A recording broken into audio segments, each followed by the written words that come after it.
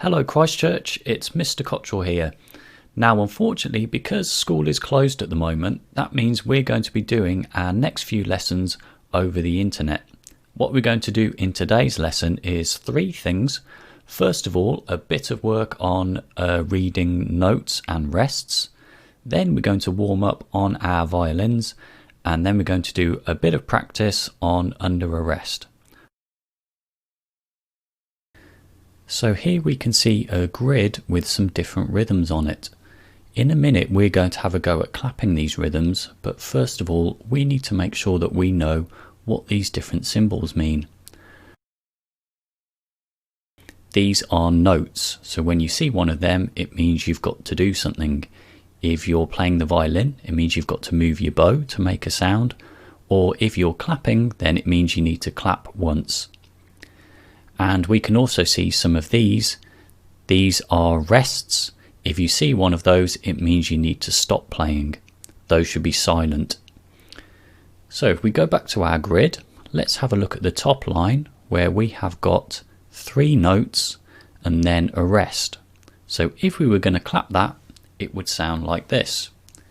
Clap, clap, clap, rest. Have a go at that now.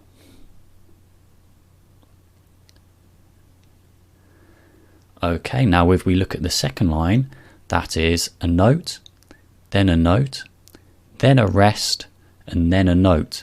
This time I want you to try it first, so have a little go now at the second line.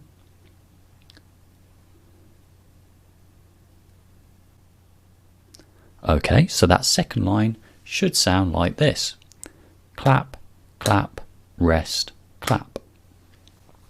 Now the same thing, have a go at the third line please.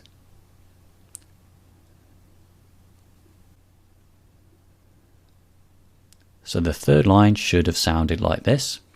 Clap, rest, clap, clap. And lastly, try the fourth line. And that fourth line starts with a rest, so it should have sounded like this. Rest, clap, clap, clap. Next we're going to warm up on our violins, and to do this we're going to play all of our strings 7 times. So first of all let's take a closer look at the strings. On the left we have got our G, that plays the lowest notes and it's the thickest string. Then we've got D, then after that is the A, and then on the right of the violin is our thinnest string, which is the E. And we're going to play them in that order, G, D, A, E. Greedy dogs always eat. Let's start on the G string. Now we need to get our violins on our shoulders. Make sure that your chin is on the chin rest. And then also make sure that you are holding your bow properly, thumb underneath, and then the pads of your fingers on top. So we're starting off on the G string and we're going to play it 7 times, moving our arm forwards and backwards like this. 1, 2, 3, 4, 5, 6, 7. So have a go at that now on the G string.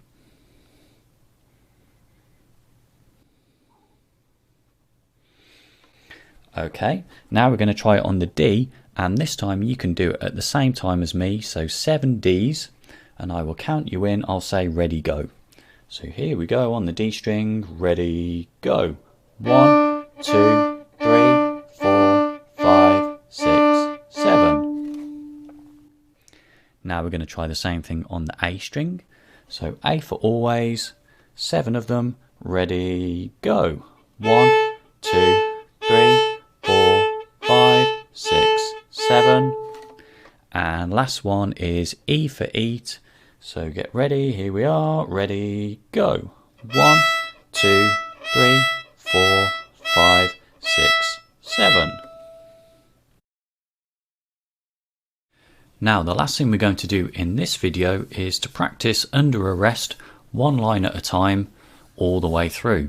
So first of all, let's have a look at the first line, which is 7 Gs. Now this should be nice and easy because you've just practiced that in the warm-up. 7 Gs should sound like this.